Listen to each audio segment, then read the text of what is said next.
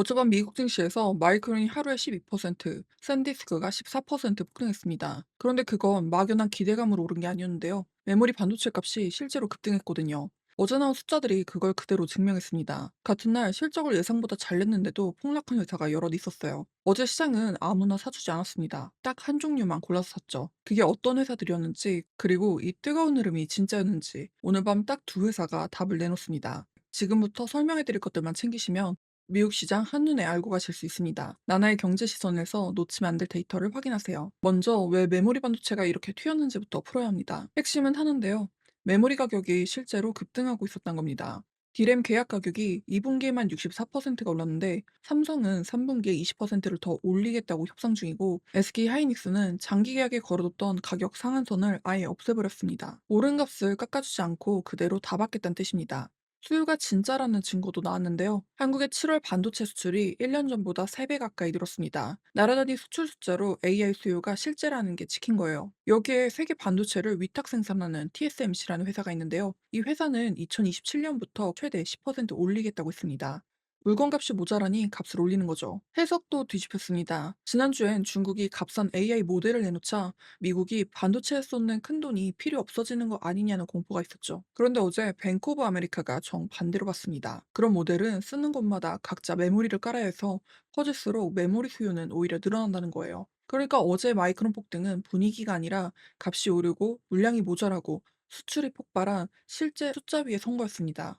그러게 반도체가 날아가는 동안 정작 덩치가 큰 빅테크는 고전 중이었죠. 오늘 밤 실적 발표를 앞두고 숨을 죽였기 때문입니다. 먼저 구글입니다. 어제 구글은 값싼 새 AI 모델을 3개나 내놨는데요. 그런데 정작 시장이 몇 달째 기다리는 주력 모델 제미나이 3.5%는 이번에도 안 나왔습니다. 여전히 파트너들하고 시험만 하고 있다고 해요. 대신 다음 세대인 제미나이4 훈련은 시작했다고 밝혔고요. 이런 애매한 상황에서 오늘 밤 실적이 나옵니다. 클라우드 사업이 60%대 성장을 지켰는지, 올해 1,900억 달러나 쏟아부은 그 투자가 돈이 되는지가 걸려 있어요. 그러니 어제는 섣불리 못 사고 빠진 겁니다. 테슬라도 오늘 밤 같이 발표하는데요. 2분기에 차를 48만 대 넘게 팔아서 1년 전보다 25%가 늘었습니다. 다만 관건은 얼마나 팔았느냐가 아니라 얼마나 남느냐인데요.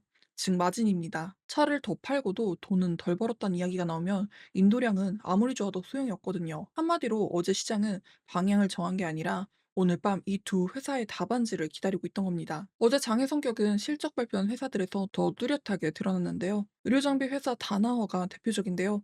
2분기 실적은 예상을 이겼는데도 주가가 11% 가까이 무너졌습니다. 바이오 부문 주문이 밀리고 올해 전망을 낮춘 게 이유였습니다. 신용정보 회사 에qui팩스도 실적은 괜찮았지만 다음 분기 전망이 시원찮다는 이유로 7%가 빠졌고요. 증권사 찰스시업은 매출이 사상 최대였는데도 주가가 거의 안 움직였습니다. 지금 시장은 웬만큼 잘해서는 안 오르고 전망을 조금만 낮춰도 크게 팔아버립니다. 눈높이가 그만큼 높아졌던 건데요. 반대로 값을 올릴 수 있는 곳에만 돈이 몰립니다. AI 서버를 만드는 슈퍼마이크로가 딱 그 증거예요. 어제는 예비 실적을 보면 매출은 회사가 제시했던 범위 아래쪽에 겨우 걸쳤는데 이익률은 8% 안팎에서 15%에서 17%까지 확 뛰었습니다. 많이 못 팔아도 값을 제대로 받으니 남는 건 늘어난 거죠. 결국 어제 시장이 사준 건 많이 파는 회사가 아니라 값을 올릴 수 있는 회사였습니다. 메모리가 딱 그런 자리에 있었던 거고요. 안에선 반도체가 달아올랐지만 밖에선 물가를 밀어올리고 있는 무게가 쌓이고 있습니다. 먼저 관세입니다. 트럼프 대통령이 지금 걸어둔 10% 글로벌 관세가 이번 주 금요일에 만료가 됩니다. 강제 노동을 문제 삼아 60개의 나라에 새 관세를 매길 준비를 하고 있습니다. 유럽연합과 중국, 대만, 베트남, 일본이 다 대상이에요. 관세는 수입 물가를 밀어올리니 물가 걱정이 다시 커지는 겁니다. 기름값도 계속 오르고 있는데요. 브렌트유가 어제 2.63% 오르면서 91달러를 넘어섰습니다. 미군의 이란 공습이 열흘째 이어지고 있고요.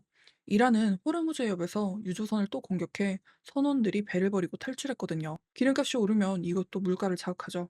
그러니까 어제 시장은 안에서 반도체로 웃으면서 밖에선 관세와 기름값이라는 물가 부담을 함께 안고 있던 겁니다. 이제는 숫자로 한번 확인을 해볼게요.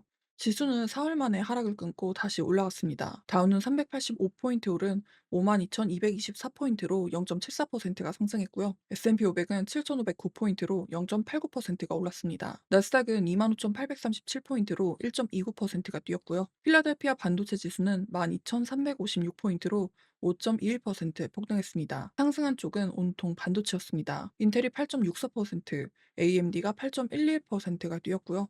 엔비디아도 1.97%가 올랐습니다. 반대로 내려간 쪽은 오늘 밤 실적을 앞둔 종목들인데요. 구글이 1.38%, 마이크로소프트가 1.13%가 빠졌습니다. 여기에 섹터도 그대로 반영이 됐는데요. 11개 업종 중에 9개가 올랐는데 기술이 2.94%로 가장 높았습니다. 반면 실적을 앞둔 구글과 메타가 속한 통신 서비스, 그리고 필수 소비재만 소폭 내렸습니다. 무엇보다 어제는 공포가 확 거쳤는데요. 공포 지수가 8.58%나 급락했고요. 사람들이 안전한 채권을 팔고 위험한 주식으로 옮기면서 10년물 국채 금리는 오히려 4.626%로 올랐습니다. 위험을 다시 끌어안는 전형적인 장의 모습이었죠. 그럼 앞으로는 뭘 봐야 할까요? 가장 먼저 오늘 밤 구글과 테슬라입니다. 이 둘이 AI에 쏟아부은 돈을 실적으로 증명을 하면 어제의 확신은 굳어지는 거고요. 반대로 실망스러우면 달아오른 반도체까지 같이 흔들릴 수 있습니다. 동시에 반대편에서의 경고음도 커지고 있는데요. 뱅크 오브 아메리카의 한 전략가가 만든 거품 위험 지표가 0.91까지 오르면서 2000년 닷컴 버블 직전과 비교하는 목소리까지 나오고 있습니다. 값이 오른다는 사실이 받쳐주는 랠리인 건지 아니면 너무 멀리 간 건지는 결국 실적이 가릴 겁니다. 여러분은 이 상황 어떻게 보시나요? 어제 반도체 폭등이 진짜 실적으로 증명이 될까요? 아니면 오늘 밤 실적에 흔들릴까요? 댓글로 남겨주세요. 오늘은 여기까지 시장을 살펴봤고요. 양질의 데이터를 제공해 드릴 수 있도록 구독, 좋아요, 알림 설정 부탁드릴게요. 오늘도 시청해 주셔서 감사드립니다.